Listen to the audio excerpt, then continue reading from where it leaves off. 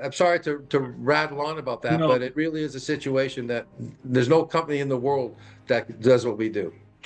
Ty, first of all, love the enthusiasm. I did have some questions that I have that I think that the viewers would have as well. As one, you mentioned free electricity. What does Yes. that mean? Well, it means basically the thermoelectric device just collects the energy difference between the cold side and the hot side and turns it into electricity, such as the original intent was to replace radiators and alternators in vehicles. And it's very simple. There's out there how we attach it to the side and basically how this works, Steve, and why you understand why we will change the world of energy. It's very simple. As long as there's a difference in heat between one side and the other, hot and cold, whatever, then this helps create free energy. So you can imagine what it goes into. The original reason he called me is that he believed they can replace the alternator and radiator in an automobile. And it was going to be a healthy one. I'd have looked like an idiot. Say, oh, by the way, leak it out. Hey, don't say anything, Steve. So we don't do it. And that was like 99% done. So when we tell you we have stuff going on behind the scenes, all you shareholders have to think about is if they can use the difference in temperature between heat and cold to have free electricity for everything, AI, you name it, automobiles, drones, solar at nighttime. Could you imagine doing solar at nighttime? This is what's happening. So now we're into, obviously, what I can say is, does anyone from the government would be interested in talking to us if we can help with their energy situations, whether it's military, whether it's data center? The answer is obviously yes. We haven't got anything done yet, finalized, and we'll just keep working on it. And as I may or may not have mentioned to your shareholders, or to your viewers, I should say, I am the largest shareholder. I don't sell.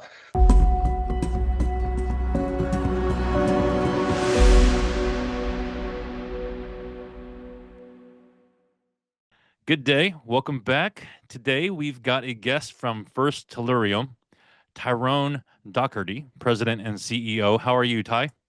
I'm wonderful. Thank you very much. Really looking forward to the interview, Steve. Thank you. Yeah, great to have you, Ty. This company came to my desk and I found it intriguing. I'd love to know more about it. And our listeners have the question of what is Tellurium, first of all. But before we get there, if you can just tell us about yourself, Ty, and then we'll jump into your company. Yeah, well, I'm President CEO, as you mentioned, and unlike some other of my colleagues in the industry, I only run one company at a time.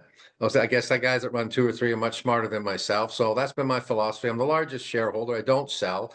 And just to give a point of reference to your viewers, my previous company, I took over a company in 1997 called Quinto Mining. It had a $4 million Canadian market cap. I was fortunate enough to sell it 11 years later for 175 million Canadian. But instead of taking cash, we took shares of the company acquiring us called Consolidated Thompson Iron Mines. And we took shares of them. We owned about 21% of them. And they sold 2.5 years later for 4.9 billion. So if you do your rough math, you're looking at approximately $1 billion worth of value for those that held on to their shares. So at that point, I was semi-retired. 48 years old, not sure what I was going to do. I'm not a geologist. I'm not an engineer. I'm just an entrepreneur and a businessman. And when I see opportunities that seem to fall in my lap, I go for them. And then I had an opportunity to get involved with a project that is now called First Tellurium, really Deerhorn, and it's a fabulous mining property. And just to put things in perspective, we call ourselves First Tellurium because we are the only company that I know of worldwide looking for tellurium, which has its advantages because when people have quote unquote tellurium, they Google and look and say who's got it and they contact ourselves. But it's far and away, if you looked at the value of the tellurium in our property in British Columbia, it might be 5% of the value, probably less now because of the copper going up in gold and silver. So to put in perspective, our Deerhorn property is a high-grade gold, silver tellurium property that was subject of a preliminary economic assessment done in 2018. And the author said, the engineer said that we had a 1.6-year payback, a 42% IRR after tax, and that was at $1,300 gold and $17 silver. So let me emphasize, that's $1,300 gold and 17 silver. So if the IRR was 42% then, what is it now? And here's the amazing part, see, which it will blow people away, say, this must be, it can't be true. And we say, well, I tell people, everything I tell you is true, but don't believe a word I say. Go and check it out, and you'll find out, because the story's so good. It's very similar to Quinto. The story is so good that people expect all junior companies to, sort of exaggerate things. And you find out who we do business with, you realize they don't do business with people unless they're serious. So, put in respect, so we have this high-grade gold, silver, tellurium property in British Columbia. And then 3 years ago now, we discovered that we're also sitting on a copper porphyry. So that was not factored into the original PEA. So this is amazing. So then people say, well, how did you find it? And I say, you got a pen and paper? When they phone me, say, write this down. Okay, Mother Nature. And they say, well, what do you mean? I said, well, thanks to global warming, if you will, because we're up a mountain, all the snow and the ice had melted. So we found the copper porphyry by accident. Our geologist was up there with a drill program, walked around the corner, and there it is sticking out of the ground. And that's when we found out we have a copper porphyry, and it looks very, very big indeed. Now, the other thing, just to let you know, about 6 months ago, might be 9 months, but within the last year, we believe there's a really good chance that we're also sitting on another porphyry on the southeast, a molybdenum porphyry. And we've not done any work. So if you can imagine a company here in a junior company that has all of these attributes going for it, and it's got a market cap of 12, 14 million Canadian, no, sorry, 20 million Canadian now, 14 million US. People say, okay, it can't be true. They scratch your head. So I just say, look, we just put out all the information on why what we have is so special. So allow me to get off the gold, silver train, if you will, and talk about tellurium, which makes us special. For those that don't know, and I imagine it's probably most of your audience, tellurium is a critical metal. Okay, and we discovered it by accident when we did our original drill program, and back in 2009, we mentioned we had a high-grade gold, silver, tellurium property, and then I got a phone call the next day from a gentleman in the United States, Colorado, saying, "Can you tell me the grades of your tellurium?" I said, "Sir, I don't even know what the heck tellurium is." He said, "Well, it's very important in solar panels, and I've got a client looking for it." Well, Steve, you kind of laugh, and I do too, but anyone who's an expert in anything will know within 10 seconds or less that you don't know what the heck you're talking about. So I just tell people, look, tell me why it's good, and it's used very big. Just to let you know, the largest user in the world of tellurium is First Solar. NASDAQ corporation, I know they're worth $20 billion, $30 billion. I haven't looked at their share price lately. And they use it in solar panels. So that's one of the main uses of solar panel. But why our stock took a jump a couple of years ago, January of 2022, the University of British Columbia, a very reputable university up here worldwide, actually, announced that they were developing a lithium tellurium battery, which was far superior to a lithium-ion battery. So we knew there was news coming. We didn't know when, so we went and got listed in Frankfurt. Figured the Europeans are farther ahead than us North Americans when it comes to green energy, green living. And we thought if there's good news comes, they'll probably react to it. So lo and behold, I think it was January 25th or 26th of 2022, my phone at home starts buzzing. People say, turn on Global News, which is the largest news here in British Columbia, bigger than CBC. And they do a 3 to 4 minute segment on University of British Columbia and this fabulous new lithium tellurium battery.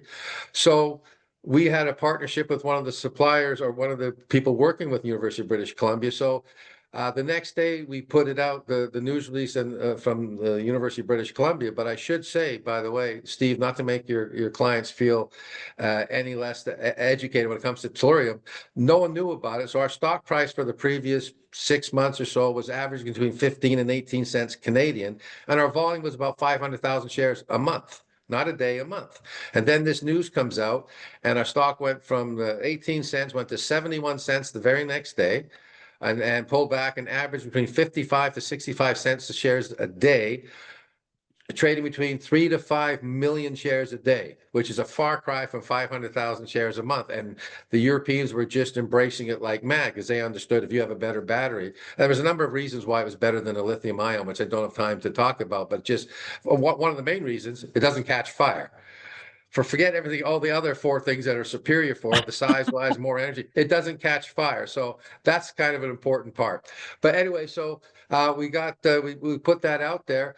And then a month later, after trading all these millions of shares a day between 55 and 65 cents, I woke up pre-market and my stock had plummeted at the end of February. I'm thinking, what the heck is going on? There's nothing fundamental. And then I turned on the regular news, and that's when I found out, that was the morning Vancouver time, that Russia had invaded Ukraine. So everyone in Europe was selling, and I don't blame them. That's the only reason our stock came down. And and since then, we've had some fabulous opportunities here with our company, which leads me to let people know that while we have this really, really good mining property, which we'll get into drilling next year. I mean, obviously, if the PEA said in 2018 at $1,300 gold that it's this, we know it's fabulous. We got the copper porphyry and now potentially molybdenum.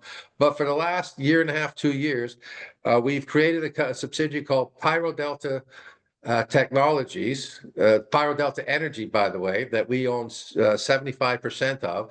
It was a company that was invented, or it's a brand new thermoelectric device, which is going to change the world of energy. And I say that without worrying about being contradicted. Change the world of energy. The gentleman who invented it is from Florida, originally from the Middle East. He was an engineer with Toyota, helped build their robotics plants and batteries. And also he got lent out to General Motors and was in charge of building their robotic EV plants. And he was in charge of 3 of them, and each plant's about 225 million US. He was in charge of 3 of them building. And then he left when he joined me. He left them, and the reason he joined me, and I thank Google every day. I wake up and say thank you, Google. He called me because 75% of his invention requires tellurium. So he Googled who's got tellurium, and there we are, the only one. That's why I make the joke that we should call it ourselves first and only tellurium, but it's too much of a letterhead, so we'll stick to first tellurium only. And that's how we developed the relationship. And as people that can follow our website and all that, we put up videos explaining why no one can compete. To give a quick example, the average thermoelectric device has been around for 50 or 60 years. They melt when they get to 150 to 200 degrees centigrade. It doesn't last. Ours lasts at least 900 degrees centigrade, 1600 degrees Fahrenheit. We got it on video. We show the heat gun with the flame just because of how we make it. We filed for patents, 2 patents on how we develop this and the products that we use. And since then, we've been getting attention of many, many people, including government people in both the United States and Canada, and corporate people. So we just put out, I shouldn't say just, about a month and a half ago, we put out news that our device helped a drone company get superior results. And it's very simple. There's out there how we attach it to the side, and basically how this works, Steve, and why you understand why we will change the world of energy. It's very simple. As long as there's a difference in heat between one side and the other, hot and cold, whatever, then this helps create free energy. So you can imagine what it goes into. The original reason he called me is that he believed they can replace the alternator and radiator in an automobile. So we've got that going, but the automobile industry takes a little bit longer to have to do it.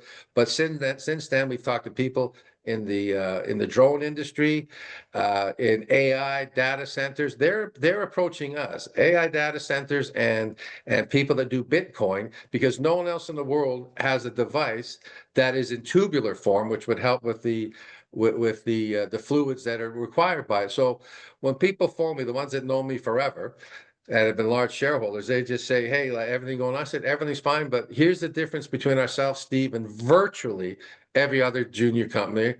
I don't want to say 100%, but virtually everyone. Nothing leaks out of our office. No news. So if we were going to hire I always used to joke, Mr. Musk, before he got into politics and other stuff. I said, if we were talking today, you would never know that. I don't tell people. They phone me, and then we have a big announcement the next day or 2 days later. And because I learned from my previous company that, we don't put anything out there, because you think you're talking to a nice person, and they probably are, but all of a sudden they decide to tell a brother or sister-in-law, and they go post some news on these chat lines, and then the exchange says, well, this person know this a week ago. So we don't do it. So there's so much going behind the company, but we'll never tell it until it's 100% done, not 99, because a year ago in November, if I was to put my hand on the Bible and say, yes, I believe I will have a sale in January of 2025, I would have put it on and say, absolutely. It didn't pan out for a small reason, not to do with us, but from the other side. And it was going to be a healthy one. I'd have looked like an idiot. Say, oh, by the way, leak it out. Hey, don't say anything, Steve. So we don't do it. And that was like 99% done. So when we tell you we have stuff going on behind the scenes, all you shareholders have to think about is if they can use the difference in temperature between heat and cold to have free electricity for everything, AI, you name it, automobiles, drones, solar at nighttime. Could you imagine doing solar at nighttime? This is what's happening. So now we're into, obviously, what I can say is, does anyone from the government would be interested in talking to us if we can help with their energy situations, whether it's military, whether it's data center? The answer is obviously yes. We haven't got anything done yet, finalized, and we'll just keep working on it. And as I may or may not have mentioned to your shareholders, or to your viewers, I should say, I am the largest shareholder. I don't sell. They can check my insider reports. And obviously, I think myself and my wife, I think we're around 15% ownership, and that doesn't include warrants and whatever the case is. So unlike a lot of junior companies, executive and CEO, I actually put my skin in the game. Right, because some guys, they got a great salary and they get lots of options, but it's a case of, I say to people, explain it. It's like that old football coach that had the 8-year-old team that says to the boys in the locker room, "I just don't want a contribution. I want a commitment to the team." And they say, "Well," and he says, "You know the difference?" And they say, "No." He said, "Well, do you like bacon and eggs?" He said, "Yeah." I said, "Just remember, the chicken made a contribution, but the pig made a commitment." And that's how I look at things when I run a company, is that we know what's going on, partnerships with the University of British Columbia. And here's one for your shareholders, which we don't talk about, just to let you know who we deal with. We deal with a little company, I think you call Apple. Everyone's heard of Apple, right? Okay, so we work with the First Nations in Canada and British Columbia, and we work on a project called Salmon Gold. Okay, and it came out just before the epidemic, so it's been on slow. But the deal was to work with placer miners and take all their gold and sell it to two companies in the U.S. It's now a third, but at the time it was two. One of them called Tiffany and Company. I think everyone's heard of them. And the other one, Apple. And then they buy it at a premium, and then the premium goes back into cleaning up the streams and rivers and so on. And then no one's allowed to mine it again. So that's reverse. So it took about 3.5 months for Apple to vet us, because let's face it, some junior companies are run by yahoos or guys that really don't have a background. So it took them 3.5 months to vet ourselves, what we did, who we were, what we did before that. And they put out, they allowed us to be part of the news release. So we put that out. This is August of 2019. And I get a couple of phone calls from people. Is that true? Or are you just trying to blow smoke? I said, "Look, you don't have to believe me. Go to the Apple website, slash in Salmon Gold." They said, "Yeah." I said, "You see that First Nation gentleman overlooking the Yukon River in the Apple presentation?" They said, "Yeah." I said, "That's our 51% partner in Chiona Metals. We're 49%. So that's who we deal with. And no one, I shouldn't say no. I would imagine we're less than a handful of people that deal with Apple. We might be the only one. But this is who we deal with, because we're real, and they understand we don't leak stuff. You don't think I'd like to tell, if I was of the opposite persuasion, to tell people, "Hey, don't say anything, but Apple's looking at us," just to pump your stock. And if it doesn't work out, you look like an idiot. So the fact is, there's so much going on. You're dealing with the University of British Columbia. You're dealing with the British Columbia government, the Canadian government, and very soon, I would imagine, the U.S. government.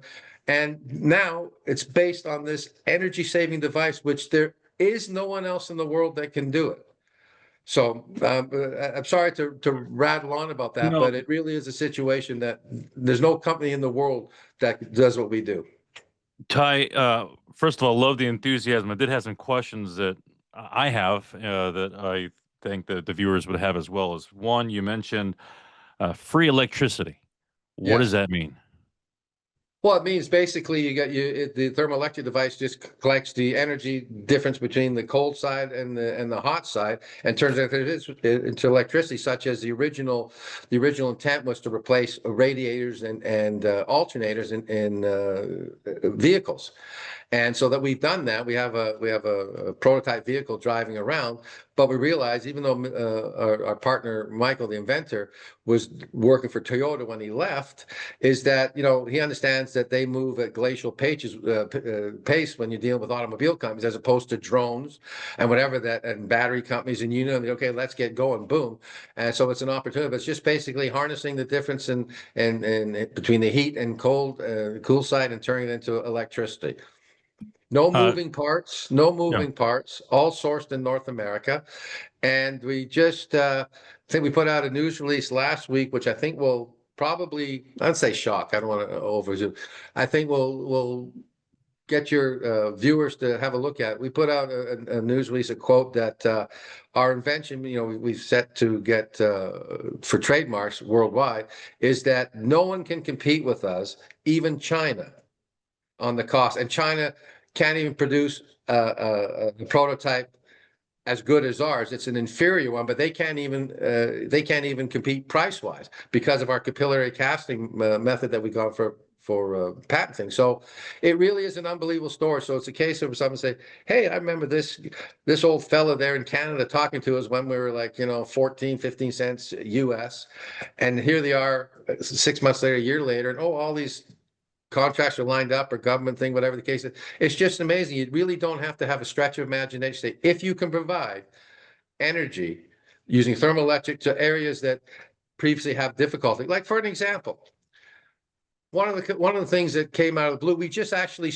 had our first sale a week or so ago from an industry we hadn't even thought of, and it's those airboats, down in the Everglades and all that case. They say, hey, we could use that, blah blah blah, and the difference in temperature. So we sold it to them, and they want more, and we got other industries lined up. But obviously, we have to build a bigger facility.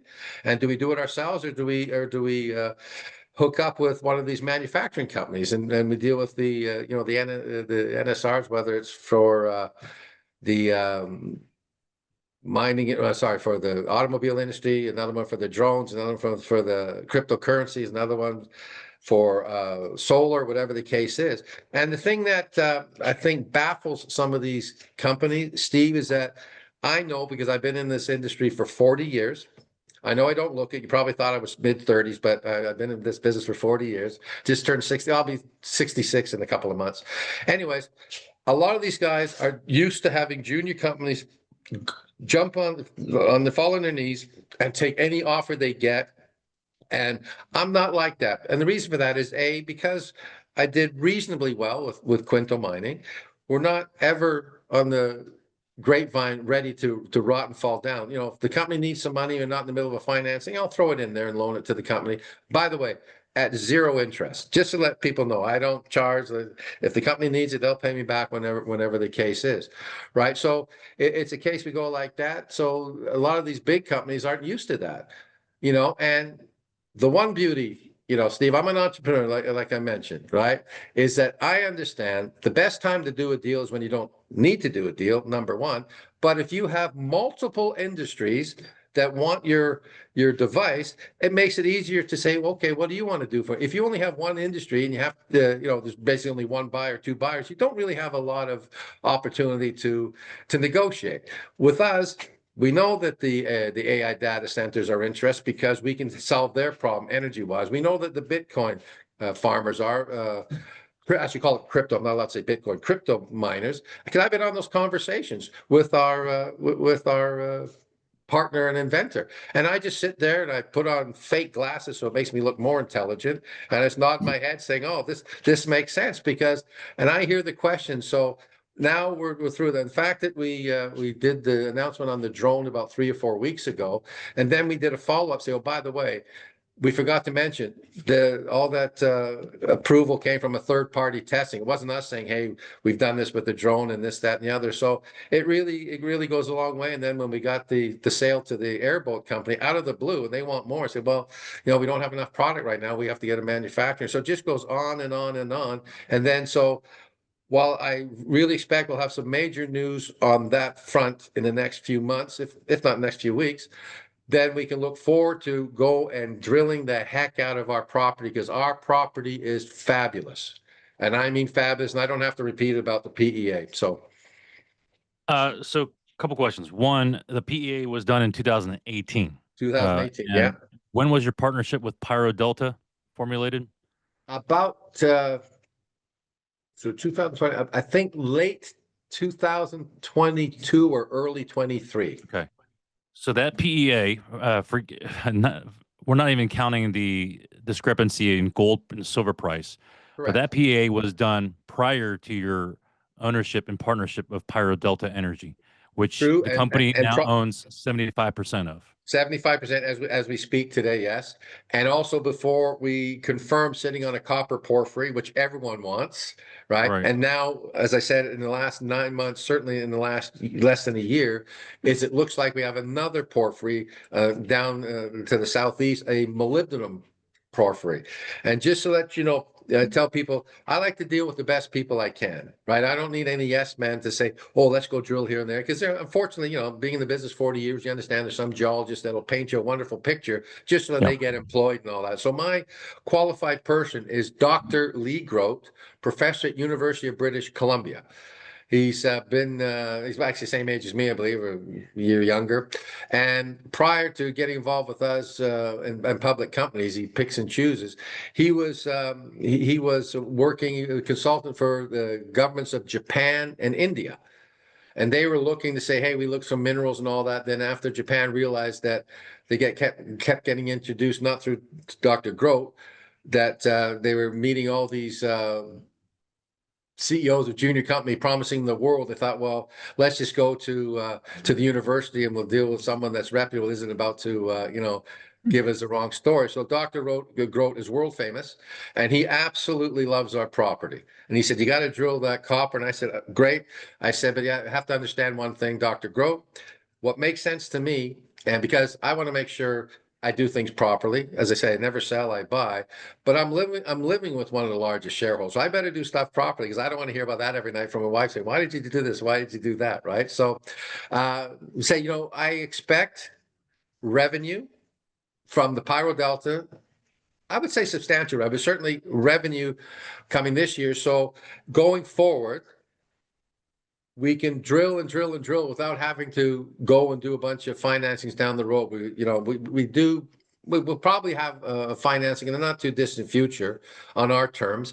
But I mean, going forward, because if you have an operation, maybe it requires 2 or 3 years of drilling. And if you have 2 different porphyries, it's a lot. But one thing I want to stress to people is that unlike some companies that are run by geologists, I'm not a geologist, I'm not an engineer. I don't go to bed at night thinking of rock formations and assays. I'm just a businessman. So if an opportunity comes to say, hey, would you like to sell this part of your company or that part of your company? I'm all ears, because who's the biggest beneficiary is myself.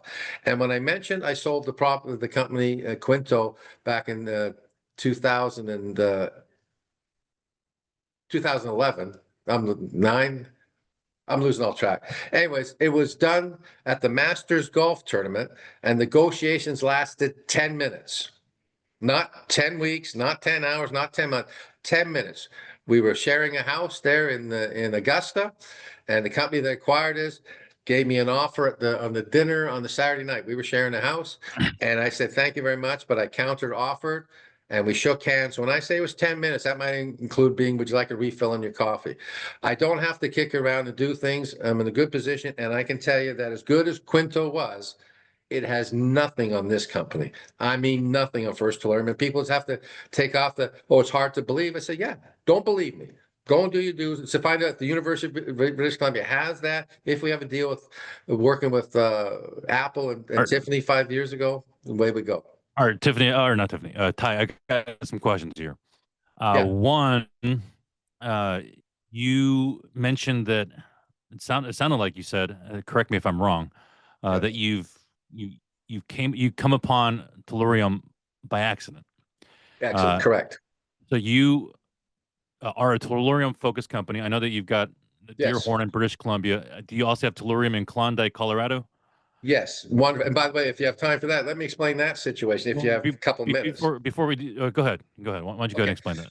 It's what people don't understand. First Solar, the world's largest solar company, right? American, did a 3-year search back in 2006, 7, and 8, going across the planet looking for the best tellurium companies they could find.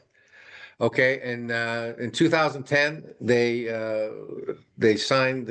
acquired this product, the company that we have, Klondike in Colorado. Okay, and they were ready to get it. They looked at hundreds of companies just in North America. Anyway, so they picked the Klondike as the gem of the company, and they were ready to start drilling, and all of a sudden they dropped it. So the question remains, well, if it's so good, and trust me, It is good. The assay results on their tellurium compared to ours and in Canada, and ours is high grade, is astronomical. So the question is, you get all these people that are skeptics. Well, if it's so good, why would they drop it? And that's a great question. And the answer is very simple. At an annual general meeting in 2011 or 2012, a couple of quote unquote green investors stood up and said to the board of directors, "We think you're a bunch of hypocrites. You claim to be a quote unquote green company, but you're involved in the dirty world of mining. How do you square that circle?" So, make a long story short, they decided that they would continue to buy the tellurium from outside sources. Might cost them an extra 1 or 2 pennies per for solar panel, but they can keep their heads up and chin out that we're an environmentally green company. So they sold the property to their head of exploration, who formed the company with family and friends. And he's the one that came to me, and first time, I think it was 2014, something like that, and said, "Would you be interested in buying?" And I said, "Yeah." And then he told me the terms. He said, "Hey, I'm just a little junior company. I don't have that kind of money, but bless you and go forward." And then he came back a couple of years later. I can't remember what year it was. Now I'm getting old, like I said. And we did the deal.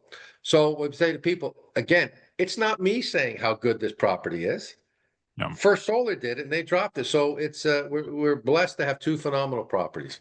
So, I've got 3 questions for you that Yeah.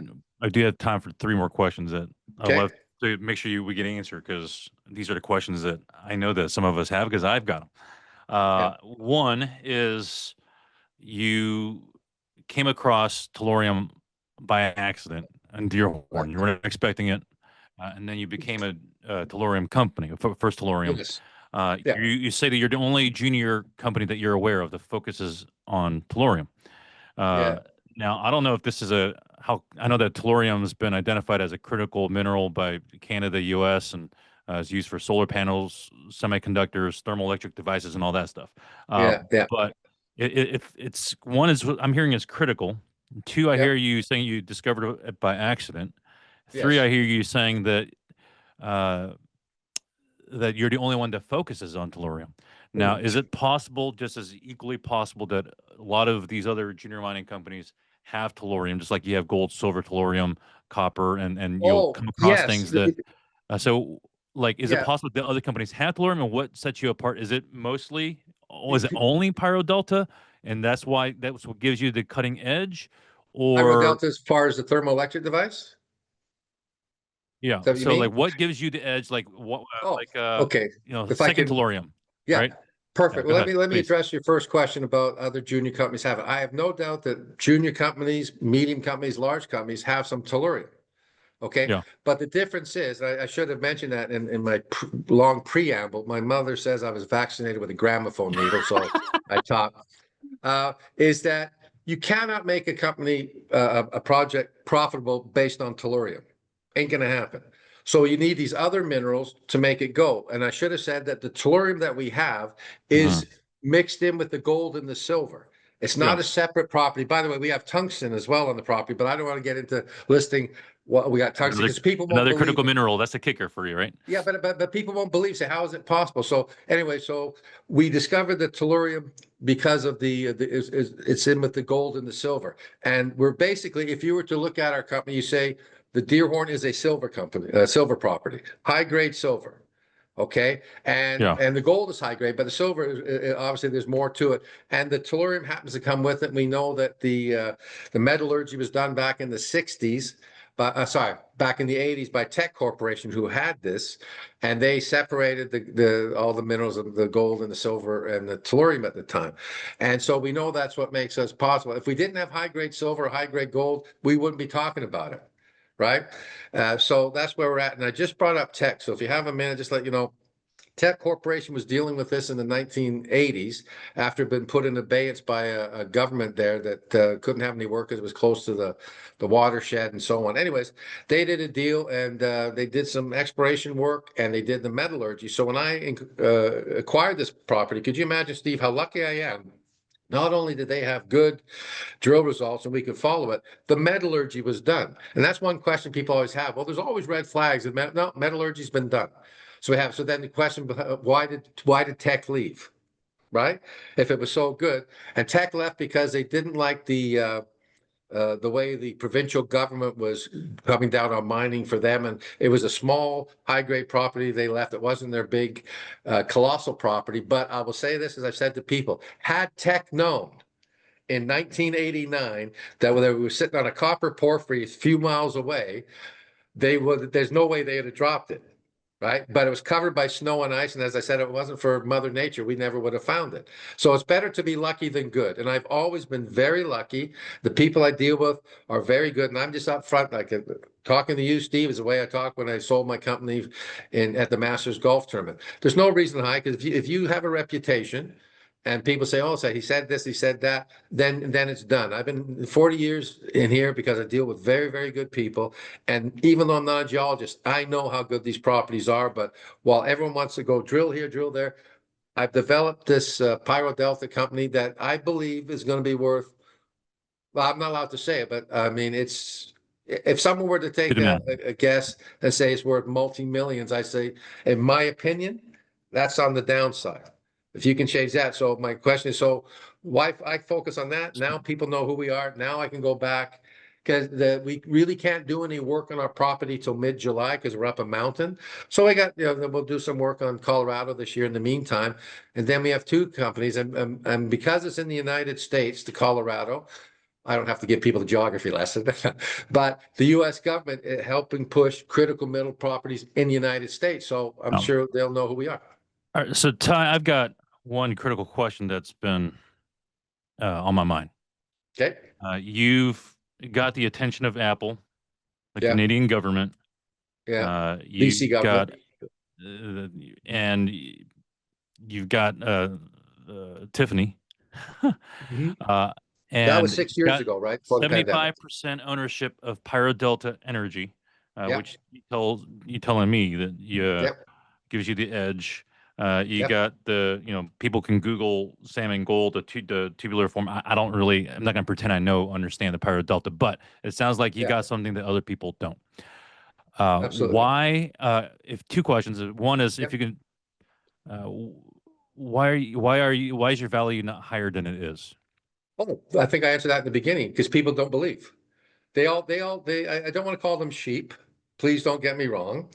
But even some family members, it's like, okay, they have to have it written in stone, whatever the case is. So they look at it and say, how is it possible that a little company can have all these critical metals, high-grade gold and silver, copper porphyry, potentially a moly porphyry, and some tungsten, and it's got this world-class stuff. So a lot of them have been used to experiencing BS, for lack of a better word. So they're saying, well, if it's there, I'm not the only one missing it. And I say, that's fine. And the reason that's fine, Steve, is I know what's going on. But here's the beauty. Had Russia not invaded Ukraine, like we said at the end of that February of 2022, my stock was at 65 cents. 65.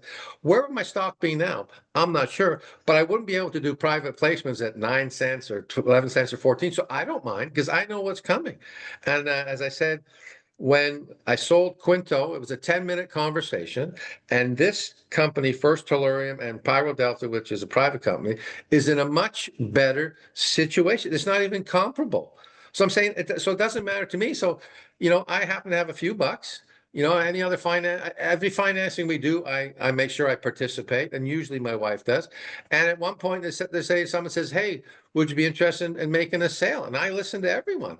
So I don't know what people are waiting for to say, "Hey, when's it going to run?" And whatever the case is, because as mentioned, we don't let anything out of our office. So that's why I say to people, do not believe a word I say.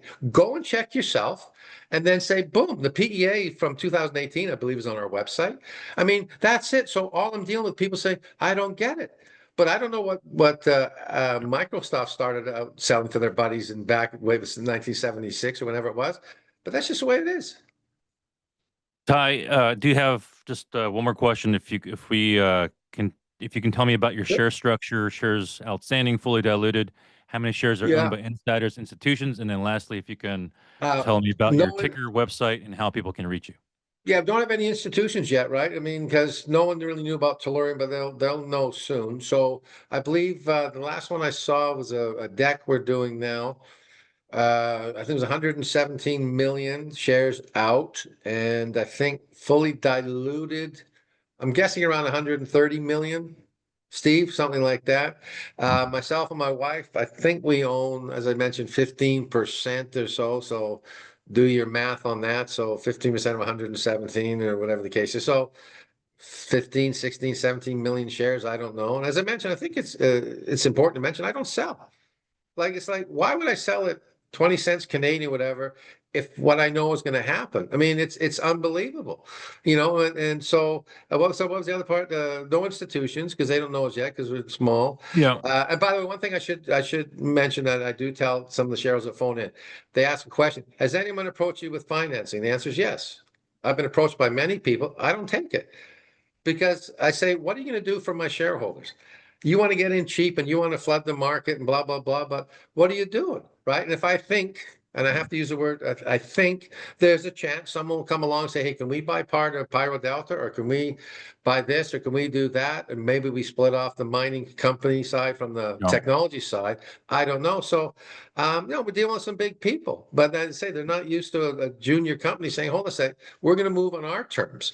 And if it doesn't matter, okay, I'll just acquire more and we'll move forward. But I believe, we'll have some major, major news in 2026, if not before. And we got 6 weeks left in 2025, so who knows? All right, Ty, we do have to land the plane here, but I want to put a disclosure for all our listeners that I am currently not an investor, although after some more research and discussions that may change. Ty, this has been very beneficial for me. First Tellurium has not paid for this interview. Do your due diligence, and as Ty would challenge you, Google, do your research, and to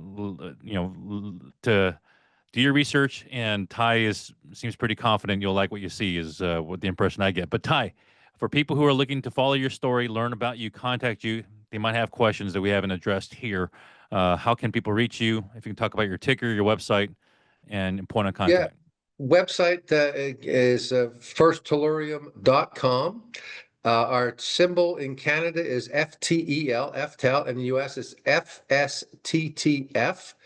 And my phone number, I take all phone calls, is area code 604-916-7259. And what I would say to people that might be a little skeptical or haven't done the research yet, that's fine. Please do it. And just keep an eye on our website for any news that you may have missed, or go to our, I think there's a link where people can sign up on our website, because this is the real deal. And yes, I sound confident because I know what's going on, and I've done it before, right? I've sold it before, so I know what's going on. I just happen to look at things different than most CEOs, and that's fine. I could pay for sizzle and get going, but we've got the steak here and whatever else, so we're fine.